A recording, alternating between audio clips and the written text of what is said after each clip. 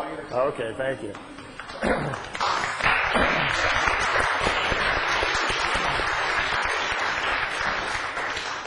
Well, it's nice to be back at Shift with all you fringe people. I kind of enjoy that. I never knew exactly what Shift stood for, so now that I know that it's fringe folks, I feel right at home. I got in, someone asked me a while ago how I got involved in UFOs and what was the interest, and I had to, my mind kind of jumped back real fast. I was standing on the Great Wall of China. Anybody had the urge just to go roam in China and so forth? I was in China wondering what was on down the road, followed the wall for a while, wound up going west to Xi'an and out western China. And as you keep searching for things in life, your questions get bigger. You go out there like to solve a few things like, who am I, how do I fit into the scheme of all this, and then you find out that every time you cross the border, somebody's got a whole new set of answers, knows everything about it, and thinks that they have all the answers. So you cross another border and almost have to start all over again. So there was the journey out through China into Tibet and down to Japan and over into Egypt and so forth. And after running through a few countries, I had heard that there was a gentleman in Switzerland who apparently was having contacts and conversations, if you will, with someone from another planet. And I thought, oh, here's some good stuff. Let's go check that one out. So I saw the pictures, these beautiful, clear daytime pictures of these craft that were supposed to be from another planet. And it occurred to me, if someone was really visiting us from another planet and they were human and we could speak to them, imagine what we could learn from these guys. So I set off to go to Switzerland. Got there, and there was a farmer that lived there named Edward Albert Meier. Most people called him Billy. Turns out he got the nickname Billy because he likes, like a lot of people in Europe, they like to watch our Western movies. And he was very fond of Billy the Kid and used to carry a gun with him and kind of saw himself as a cowboy type. So he got the nickname Billy, and people started calling him Billy. Most of all the people who know him, though, call him Eddie because his real name is Edward. So I got to this little small location up in Switzerland called Schmidruti, which is about 45 minutes outside of Zurich. And I'm looking for this guy's place. It's not on the map anywhere. And I stumble into a little post office. And the postal guy says, well, you found it. This is the Schmidruti post office. And I says, well, where's the home of Mr. Meier? And he says, oh, he lives behind the post office in Hinter Schmidruti. So I've been looking on the map for this Hinter Schmidruti, and it wasn't there. And it turns out he lives right behind the post office. So I got on down the road. Make a long story short, I went looking for him at the farm. And it turns out he'd become kind of a recluse, didn't want to talk to anybody. He'd had contacts for several years. The European press had just, done nothing but almost ruined his life through ridicule and drawing attention to him and calling him names and so forth. And so he'd had a very difficult time for a while, and it kind of closed himself off to the outside world.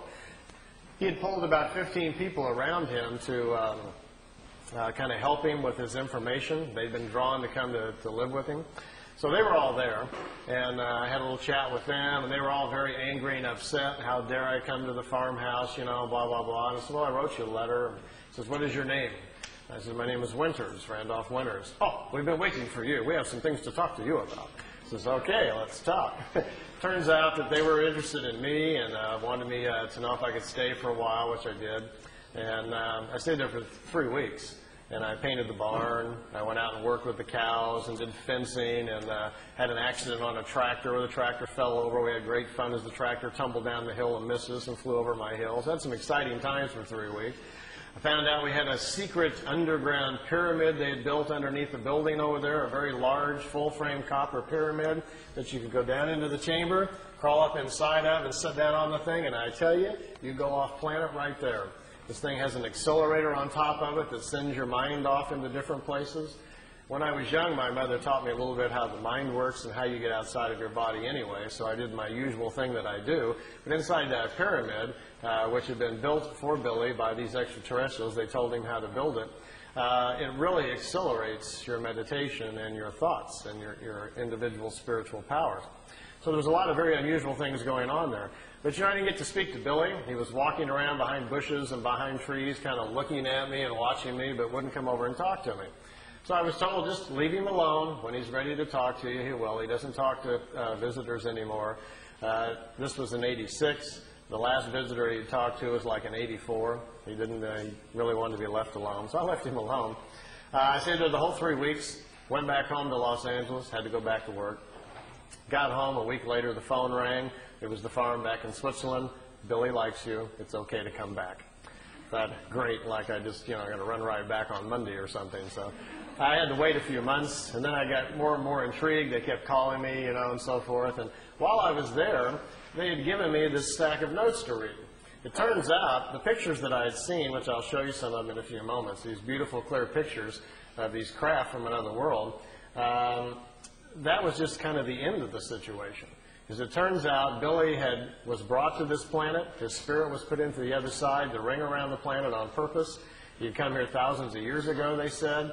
They pull him into life occasionally. They understand how the other side works and how to pull spirits into body when they want to. Later on, I'll explain that a little bit to you if we have time or if that's something you're interested in. And it turns out that Billy's meetings or contacts had actually started when he was about 5 years old. He started getting these telepathic things and then visions. The voices got stronger and stronger. And when he was 7, the voice told him to walk out into the forest where he lives, the countryside in Switzerland, that someone was coming to meet him. He went out into the countryside to the designated area where he was supposed to go.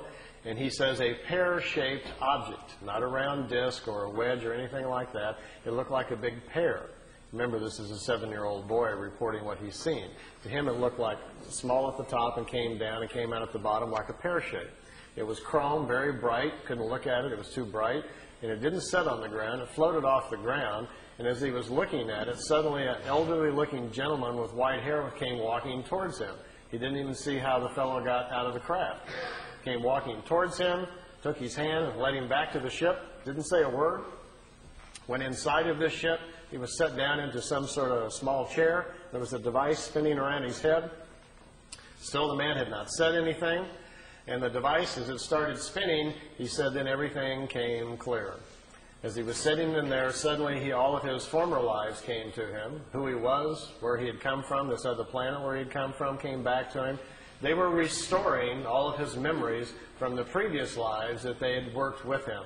They were getting him back up to speed so he could make a decision if he wanted to be involved with them again during this lifetime. He says within a few moments, all of the memories came back, and then they open up something very important, which some of you may be working with. You may be aware that there is a language that spirit can communicate with. It's not a spoken language. It is a language of symbols. The Hindus call it the sacred symbols, or combinations thereof. These are images that you portray in your mind's eye during meditation that open up doorways for you into other areas of thought. It also allows you to make connections with older life forms, your higher self, gets into your Akashic or etheric records so you can find out things about yourself and other people. But this is a language that exists in everybody. It's kind of like part of your operating system, but you've never used it. You don't know the files on your hard drive, so you never bother to go looking for it. Well, if they open that up, like they did young Eddie inside the craft that day, and you have full faculty of that language, imagine the things you could go exploring tonight after this meeting if you understood that language. You'd be very excited to get into a meditative state and use your new language to communicate suddenly with other life forms, people on other worlds. You can even communicate with people on the other side if they choose to answer back.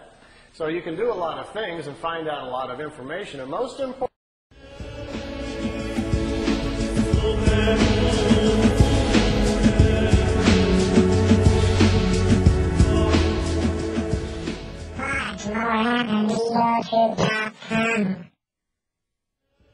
Hello, my yourself.